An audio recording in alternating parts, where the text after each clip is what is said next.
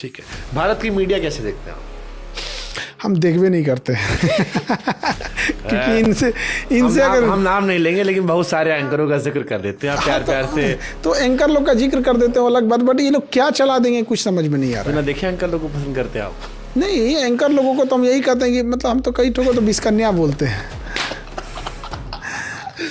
हम वही चीज हो गया। नमस्कार, आज देखते हैं हम आज आपके देश में हम कितनी आग लगा सकते हैं। देखिए जहाँ पे दूगो बकलोल को बैठा देगा सब, दूगो मुर्गा कैसे लड़ा जाता है। हाँ चलो ल अरे भाई, ये कोई इंटेलेक्चुअल इंसान लाओ ना। कौन गधों को पकड़ के लाए हो? मतलब गधा को उठा के लाए। इंटेलेक्चुअल आदमी सुनेगा कौन? हाँ? वही आप वाली बात कि जब तक वो चाची नमस्ते नहीं आएगा। बस वही बात हो गई यहाँ पे। इंटेलेक्चुअल को लेके आए सब, ऐसे इंसान से इकोनॉमी पे डिस्कस कर रहे थे सब, जिसको मतलब होलसेल प्राइस इंडेक्स और कंज्यूमर प्राइस इंडेक्स में अंतर ही नहीं पता है, और वो बैठ के इकोनॉमी समझा रहे हैं सब। और क्या मतलब मन करता टीवी फोड़ दे। चल रहा है तो चल रहा है। तो भारत की मीडिया में अगर कुछ बेहतर करना हो, अब देखो आप हर मंत्र के जादूगर, तो आपसे जो समस्या कहेगा उससे समाधान पूछा जाएगा। तो भारत की मीडिया में क्या ऐसा बेहतर किया जाए जो मीडिया वापस विश्वास ला सके?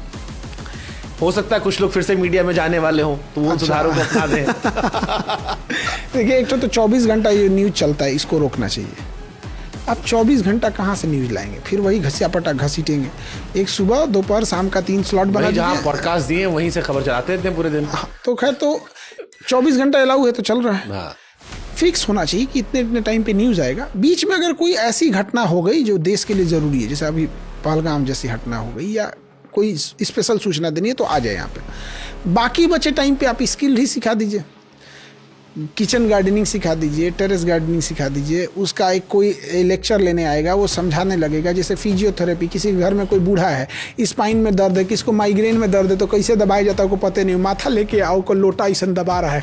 भैया, माइग्रेन के दर्द वाले को किधर से दबाया जाता है कुछ पता नहीं है। बदे हमें दर्द है तो दाब दे, वो ये बुझा रहा है चाप दे, इसको सब सही हो जाए। यहाँ पे किस बीमारी में कौन सा, जैसे अब किसी को किडनी फेल है या किडनी का प्रॉब्लम है, और उसको दबा के उसको प्रोटीन दे रहे हैं सर। भैया, उसका क्रिएटिनिन बढ़ा हुआ है, उसको प्रोटीन नहीं चाहिए। तो जो बीच का टाइम है वो हम लोग घरों को चीज़ों में यूटिलाइज जानकारी के जैसे पहले होता था। किसानों के प्रोग्राम आते थे, ये आते थे, वो आते थे ये। और दूसरा क्या है ना, कि सरकार के पास एक बहुत बड़ा हथकंडा होता है एडवर्टाइजमेंट देने का, कि आप हमारे खिलाफ चैनल चलाएंगे तो हम आपको एडवर्टाइजमेंट ही नहीं देंगे। और एडवर्टाइजमेंट ही मेन कमाई का जरिया हो गया है। वो तो वही टीवी चैनल का तो मेन वही है यहाँ पे। तो एक इसका रेगुलेशन होना चाहिए कि गवर्नमेंट अगर एडवर्टाइजमेंट दे रही है तो सबको दे। इसको रेगुलेट कौन करेगा? गवर्नमेंट।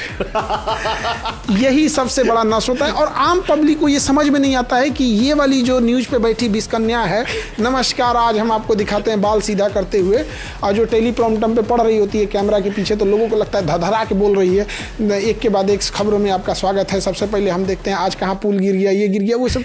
तो ये लोगों को नहीं समझ में आता। इसकी मजबूरी है, इसका मालिक का पेमेंट रुक जाएगा, तो बोलेगा, वो करेगी।